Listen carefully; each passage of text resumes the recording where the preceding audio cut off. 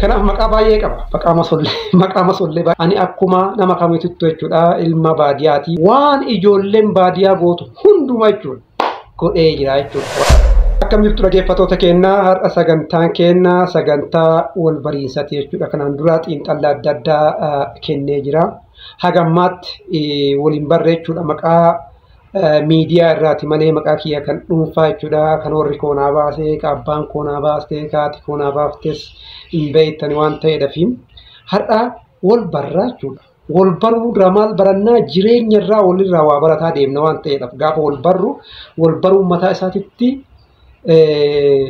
jireenya keessa dabarsine waan keessa dabarsine gaafa walitti himaa deemnu nama biraatiif immoo maal ta'a muuxannoo yookaan immoo experience ta'a jechuudha. Yoo ani waan dabarse gaafa namaaf himu nama biraatiif maal ta'a muuxannoo ta'aaf waan ta'eef kanaaf wal barraa jalqaba irratti jechuudha. Maqaa kiyyaa kan miidiyaa irraa asirratti argaa jirtanii garuu maqaan kiyya inni noormaaliin ka haati koo abbaan koo ittiin na yaamu Tamaam Nuura Hussein jedhama.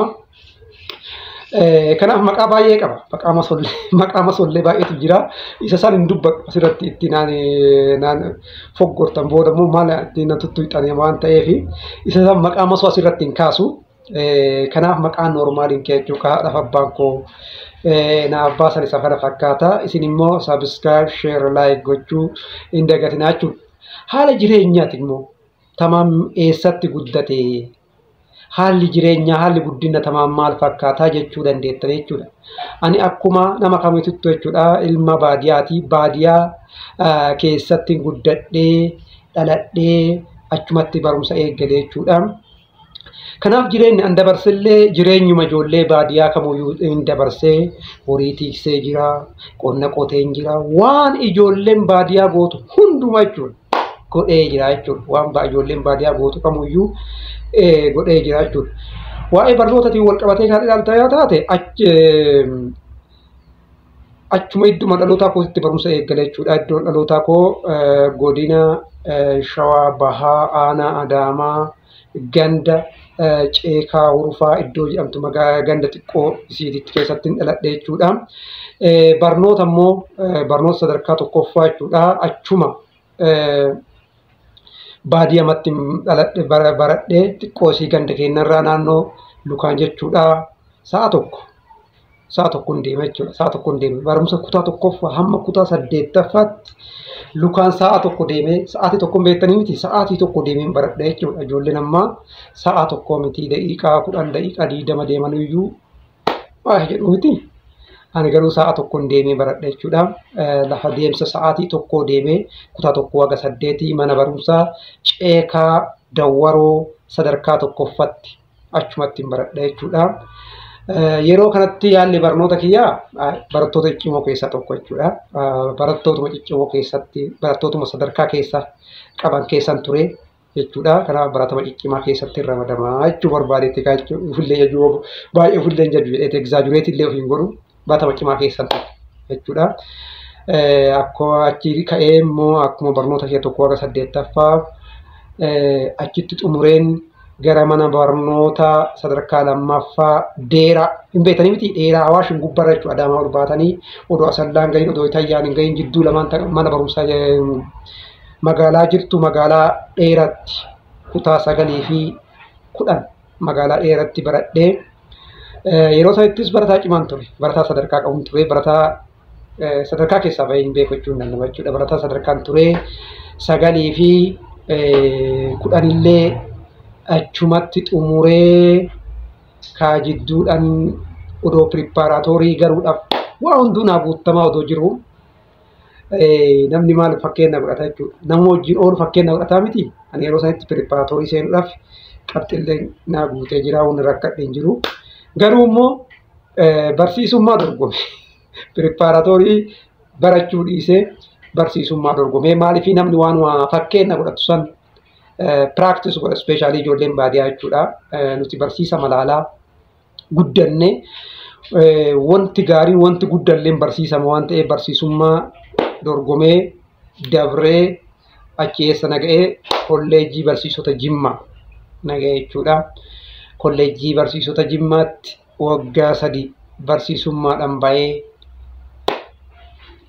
barsiisummaan leenji'ee sanaan boodatti gara hojii baruu barsiisutti deemee hoggaa tokko xumuree barsiisummaatti bahee hoggaa tokko xumuree hoggaa lammaffaa gaafa jedhu ammallee digirii koo argadhee astuu Adaamaa Yuunivarsiitii Teekinooloojii amma astuu jechuudha. Adaamaa Yuunivarsiitii jedhama. Namni duraan Adaamaa Yuunivarsiitii jedhama.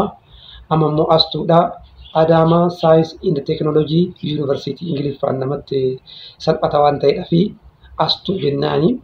Achittiin barnoota fiiziksii akkam barnoota fiiziksii kan hin sodaatamii namni barnoota fiiziksii digirii koo'achuutti baradhee barnoota fiiziksiitiin fudhadhee chumallee deebi'ee hojii barsiisummaa keessa ture. Walumaa galatti gara hojii barsiisummaatitti gaafa deebinu immoo hojii barsiisummaa baay'ee keessa turee jira. Naannoo waggaa 14 hojii barsiisummaa ni beekaa jechuudha. Hoggansa ta'ee hojjedheen jira. Barsiisaa ta'ee barsiiseen jira. Sadarkaa lammaffaa barsiiseen jira. Sadarkaa lammaffaa jechuun haaskuulee jedhama. Namni baay'een haaskuuleedha. Sadarkaa lammaffaa waan jiru kan beeku Ingiliffuma walitti onnoodha waan ta'eedhaaf isallee barsiiseen jira. Elementarii barsiiseen jira. Kutaa tokko barsiiseen jira. Qollaan hin barsiisne jiru jechuudha. Hoggansallee sadarkaa lammaffaa itti aanaa ta'ee hoogganeen jira. Elementarii illee immoo hoggansa gammaatutti jechuudha. Hoggansarra hin jira. Kanaaf haalli hojii kiyyaa kana fakkaata. Sadarkaa barnootaa kanumatti dhaabdee digirii marratti dhaabdee jechuun keessan oolu hin dhaabne. Amma immoo hoggansaan jechuudha. Hoggansaan geggeessummaa barnootaatiin jechuudha. Haramayaa Yuunivarsiitii seenee Haramayaa Yuunivarsiitii amma maastarsiidhaan jechuudha. Maastarsiidhaan Haramayaa Yuunivarsiitii barachaan jira. Already koorsii xumuree jira. Riisarchiidha. Xiqqoo san HIV itti galee lashirraa duubatti irraa harkifannu jechuudha. Riisarchiirra ture. Yuunivarsiitii illee gaafa seenutti ispeeshaalii Haramayaa Yuunivarsiitiitti barattoota ciccimoo keessa jira jechuudha. Kanaaf naannoo 3-7 raawundi isaati. Naannoo san jira. Kanaafuu baratama cimaa keessa jira jechuudha. Sadarkaa baratama cimaa keessa jira. Barataadha. Garuu barsiisaadha. Barataadha jennu. Baratama cimaa keessa jira. Yaa'u dullummaan dhuftu. Sammuun bakkuma jirti jechuudha. Yeroo Haramayaa seenutti xiqqoosi nama guddaa ta'ee dadhabbiin jirti maal jirti. Garuu akkasumatti illee wanti ganamaa sun hafne baratama cimaa keessa ture. Kanaaf walumaa galatti kana fakkaata. Garuu ani amma waa'ee barnootaa jechuudha maal jaalatta hobiin kee jechuudha maal jaalatta osoo naan jettanii barnoota kanarraa qabee ani sooshaaliin jaalatta. Haqa isiiduu sintima garuu naachuraalii seenee barnoota hin filu. Barnoota already hin filu. Barnoonni ani askuulis ta'ee elementarii hin jaalanne barnoota afaan Amaaraati. Barnoota afaan Amaaraa hin jaaladhu. Jalaan baay'ee hoo barsiisan afaan Amaaraa seenu ani asiin jalaa baay'ee jechuudha. Inni waan gaarii miti. Akka waan gaariitti hin kaasu barnoota afaan Amaaraa hin jaaladhu. Kana alatti barnoota hin filadhu. Barnoota hunda hin jaaladha. Garuu moor jechuudha. Moor kan jaaladhu sooshaaliidha. Moor kan jaaladhu sooshaaliidha. Kan yeroo baay'ee dubbisu jechuudha. Ammallee istiin jechuudha. Kan yeroo baay'ee dubbisu barnoota sooshaalii jechuudha. Barnoota hawaasummaa kana baay'een dubbisa jechuudha. Istiin baay'ee haga amma naachuraalii ta'e kanallee haga hoggansaan baradhe kanallee barnoota sooshaalii baay'ee jaaladha. Baay'een dubbisaa jechuudha. Walumaa kanatti haalli kiyya kana fakkaataa as keessatti mudannoon hin jira. Waa baay'eetu jira hin beektanii. Ijoollee baadiyyaa ta'uu taanuu barnoota irratti waan baay'eetu chaalenjii nu godha. Amma haala maatii nu barsiise jechuu dandeettanii abbaa maatiitiin ijoollee 3 babbareedduu isaanii qaba jechuudha. Ijoollee 3 akka malee kan bareedan hin qaba. Biriiliyaant hin qaba. Nan guddisa jechuudha. Isaan immoo akkanaa ol isaan dabran isaan guddisaa. Walumaa galatti kana fakkaataa miidiyaa hawaasummaa fayyadamuu nan jaaladha. Yeroo baay'ee feesbuukii irran ture. Garuu immoo yuutuubii fayyadamuu qaba jedhee amma ji'a 2 jechuudha. Ji'a 2 homuu nan beeku beekamtillee hin qabu. Maafi beekumsa waan adda addaa waan qabu gara yuutuubiin sheeriin goone jedhee gara yuutuubiitti dhufee ji'a 2 keessatti maamilaa jechuudha. nama 100 horadheen jira. Oromoon immoo kana caalaatti baay'iftee 10,000 20,000 akkasiin nagalchitu abdiin qabaa galatoomaan ulfaadha.